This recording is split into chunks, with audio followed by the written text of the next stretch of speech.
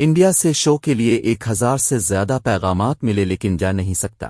مزید ایسی معلومات کے لیے ہماری پیج کو لائک، فالو اور سبسکرائب کریں اور بیل آئکن پر ضرور کلک کریں۔ پچھلے 3 مہینوں میں مجھے انڈیا سے 1 سے 1,500 شو کرنے کے لیے پیغامات اور ای میلز آ چکی ہیں۔ لاہور سے تعلق رکھنے والے گلوکار ذیشان علی نے گزشتہ چند ہی ماہ میں ایسی مقبولیت پائی ہے کہ ان کے پاس شو کرنے کی پیشکش کے انبار لگ چکے ہیں۔ لیکن حیران کن بات یہ ہے کہ ذیشان علی نئے گلوکار نہیں۔ ان کے مطابق انہوں نے باقاعدہ گلوکاری کی تربیت 16 سال قبل شروع کی۔ نیس کیفے بیسمنٹ میں نصرت فتح علی خان کی قوالی نئی تیرے جیا ہور دسدی کاری میک بھی ان کی پہچان بنا۔ اس کے باوجود ان کے ہی الفاظ میں ان کی اچانک مقبولیت، بالخصوص انڈیا میں، کی وجہ کیا ہے؟ یہ قصہ ان کی ہی زبانی سنتے ہیں۔ یہ 2019 کی بات ہے جب ذیشان علی ایک گانے کی ریکارڈنگ کی تیاری کر رہے تھے۔ وہ بتاتے ہیں کہ ہمارا ایک دوست جو ڈی او پی تھا راستے میں تھا اور ہم پورا سیٹ اپ لگا کر بیٹھے ہوئے تھے۔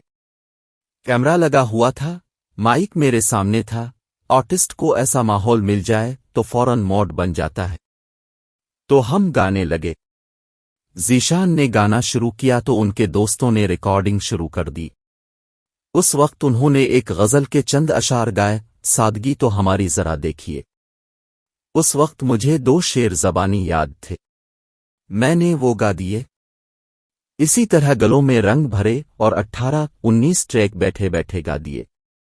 اس ریکارڈنگ کو ذیشان علی نے یوٹیوب کے ذریعے استعمال کرنے کا فیصلہ کیا لیکن ابتدائی نتائج ان کی امید کے مطابق نہیں نکلے۔ میں نے گھر آ کر 1 ہفتے میں ہی 19 ویڈیوز یوٹیوب پر اپلوڈ کر دیں، حالانکہ یہ طریقہ غلط ہے۔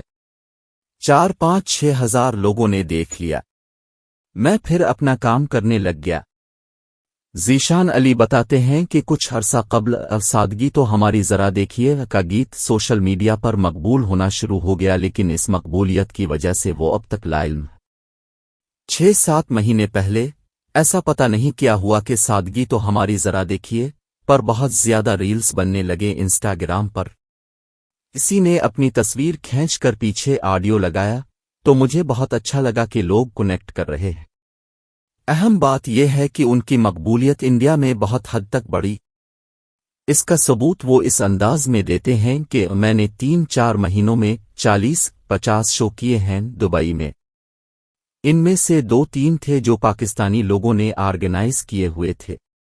سارے انڈین لوگ تھے جو آرگنائز کر رہے تھے۔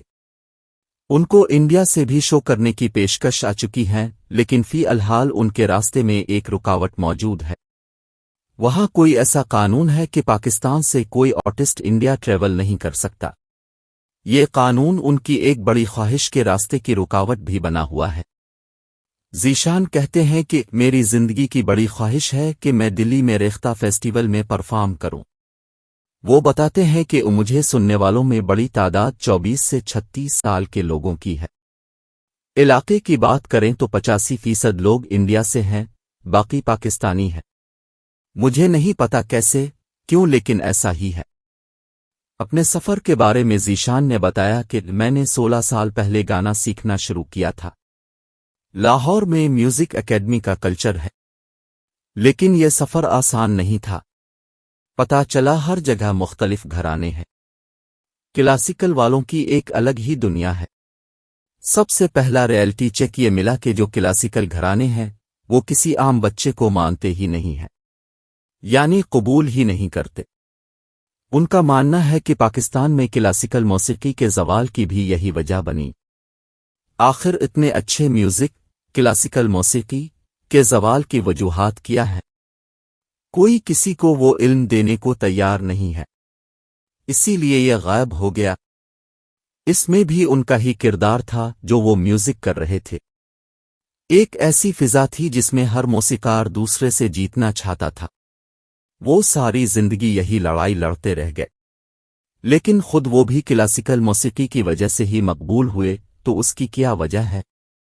ذیشان علی اس کے لیے سوشل میڈیا کو کریڈٹ دیتے ہیں۔ میں اگر کسی چیز کو کریڈٹ دوں تو وہ میں سوشل میڈیا کو دوں گا۔